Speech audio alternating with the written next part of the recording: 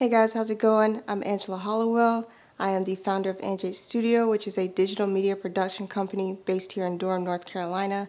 And today I want to talk a little bit about how to use media, different types of digital media, photos, graphics, videos, even audio, blogs, written pieces in your digital media strategy in order to be effective in marketing yourself, your business, your nonprofit, what have you. So this video is going to be broken up in a couple different ways. One, I'm going to walk you through what I believe are the different types of content and what it's going to take for those different types of content to be effective within your marketing strategy. Then, after we've broken that down, we're going to go into questions you need to ask yourself and really consider when developing your own digital media marketing strategy. And then, lastly, it wouldn't be right if I didn't peel back the curtain on my own digital media content strategy and how that has kind of transformed over the years that I've been in business. So let's jump into it. First up, we have our 3 content asset types. In my opinion, you have your anchor, your internal amplifier, and your external amplifiers. So starting with your anchors, there's different types. You have YouTube, podcasts, blogs, events, and live streams. Live streams can be Facebook, Instagram, Twitch, on YouTube as well. Blogs can be either a native blog on your own website that you host, LinkedIn articles, Medium, Substack, and events can be virtual or physical, as we've seen throughout this pandemic. You can host events virtually via Zoom, Clubhouse, Spaces, or you can host in-person networking events, which I'm sure a lot of you are familiar with. For those of you who are creating anchor digital media content, that's going to be your most widely known and popular feature of your marketing strategy. In order to make this effective, you need to be consistent. People need to know what to expect from you and when to expect it. If you're going to be posting videos on YouTube, have a schedule, whether that's weekly, every 2 weeks, once a month. Same thing with podcasts. Again, since these are going to be your most widely known, use these platforms as a way to showcase your expertise. And last but not least, you need to provide a valuable experience for your guests, your viewers, your listeners, and your readers.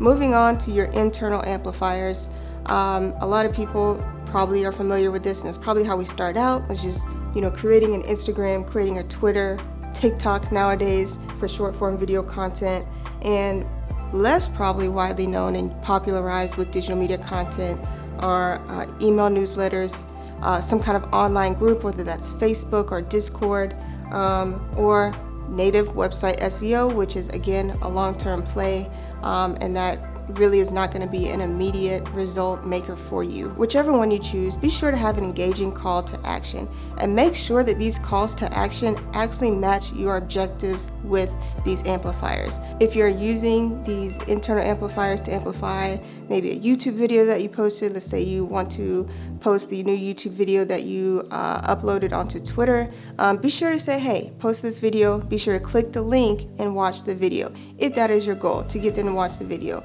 Or you can say, hey, I posted a new YouTube video that is exclusive for my email subscribers, and get them to sign up for your email in order to get exclusive access to this video that you posted on YouTube.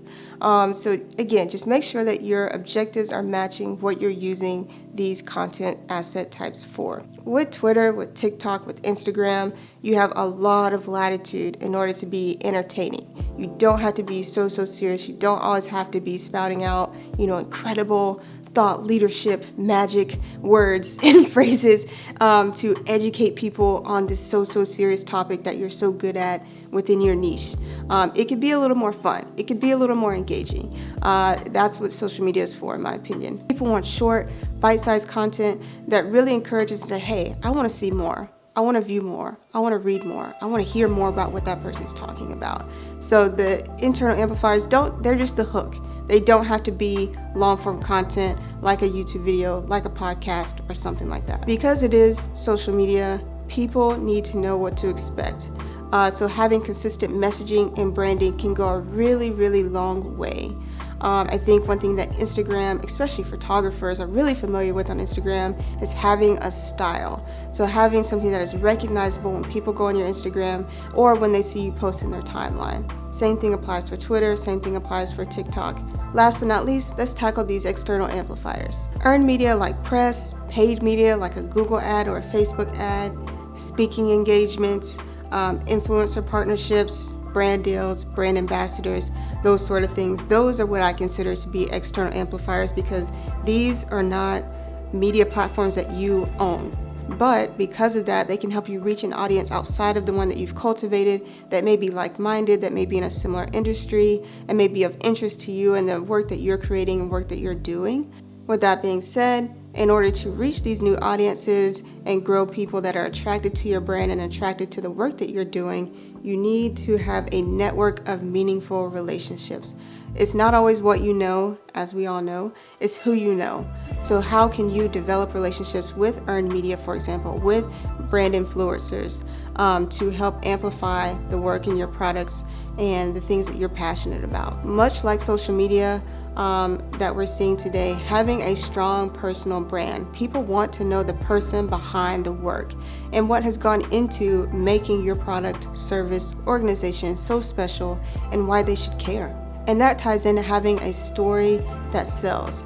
Knowing your personal story and the story of your business or the story of your industry like the back of your hand, and in a way that engages people who might be interested in learning more about you and what you do and what you can offer them of value, is really important to know how to tell a story that connects with people, connects with audiences, and make sure that it aligns with the external amplifier, platform, or person or outlet that you choose. So with all these content types, what is the best way to put them together in order to develop a digital media marketing strategy? Well, that depends on a couple of different things. First and foremost, where is your target audience most likely to be? And in understanding that, you have to ask yourself as well, what are your objectives with this digital media content? What is your objectives for your business or for your brand? Why are you using these different types of digital media content? That will really help inform what platforms you choose and how you put them together in order to make a strategy that's effective and that's sustainable and that will really grow your business and grow your brand in the long run. Once you decide on that, my suggestion would be to choose at least one item from 2 of the 3 categories mentioned above and stay consistent and commit to seeing the results through on those platforms. That's not to say that you can't choose more than one item in those categories or in those types, but I would say that anything outside of those 2, especially when you're first starting out, should be considered extra. They're a plus, they're a bonus. So for example, I'll break down my current digital media marketing strategy and tell you a little bit about how it's transformed from when I first started. So my current 2 big internal amplifiers are Twitter and LinkedIn. And if I had to break it down even more and give up one of those, I would probably stick with Twitter. Twitter just allows me to post links, photos, videos, graphics, anything you want, and really have engaging conversations with people within your industry. Just like there's, a DIY TikTok, there's, a photography Twitter. You can find your group of people within Twitter, within different spaces within Twitter, and just have those conversations that are relevant to you, relevant to the work that you're doing, and it doesn't feel salesy. Like it's not a pay-to-play market like Facebook and now somewhat Instagram are becoming.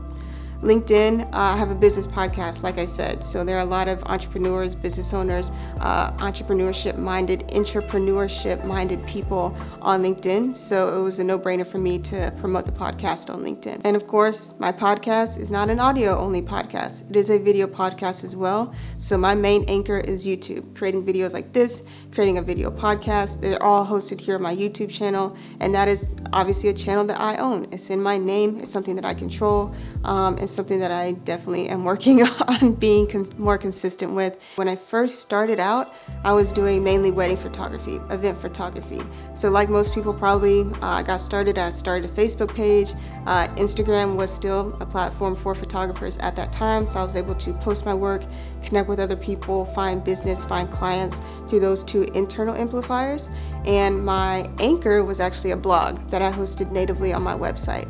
And that boosted my SEO. That was something that was very helpful for me in attracting people to my website organically and passively, and something that I could promote on Facebook. You can post links on Facebook. You can, direct people from Instagram to the link in your bio to read the blog. So that was very effective for me starting out. And again, I do have other digital media content assets outside of YouTube, outside of Twitter, outside of LinkedIn. Of course, my podcast, I do post the audio on streaming platforms, so that's another way that I reach people. I am growing and starting an email list, so if you are struggling trying to remember all this, don't worry about it. I created a downloadable PDF that you will get as a reward and a thank you for subscribing to my email monthly newsletter. So thank you guys so much for watching. I hope you guys enjoy, and I'll see you guys in the next video.